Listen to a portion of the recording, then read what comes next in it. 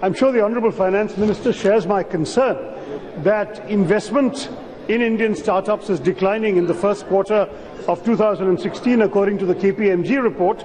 It seems that with mounting investor hesitation and concerns of overvaluation, we've had deals slipping by 4% and funding falling by 24% in the first quarter of this year. Now, very clearly, the Minister will agree, I'm sure, that we need to see more capital coming into startups.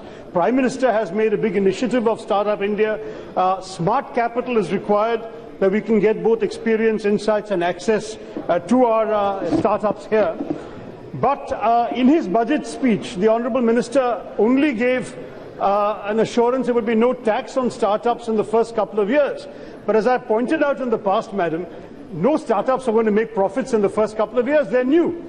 What we need to do is give tax incentives and tax breaks to investors, not to the angel investors, to those who will bring in smart capital.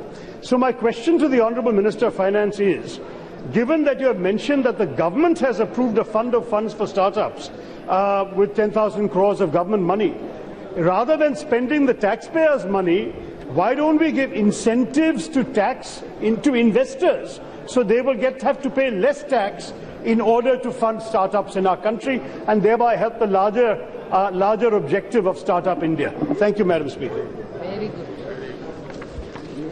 good.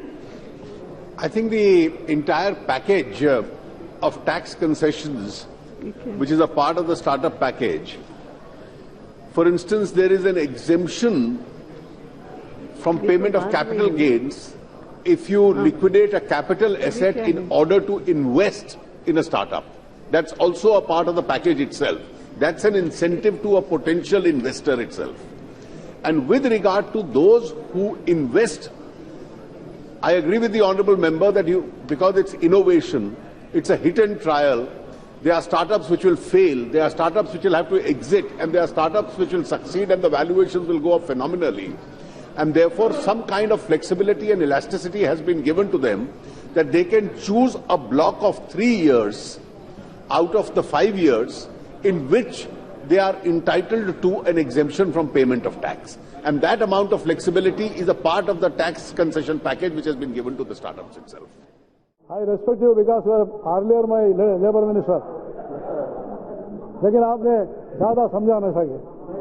You could not understand much of the things. Sorry for that because you are the Labour Minister.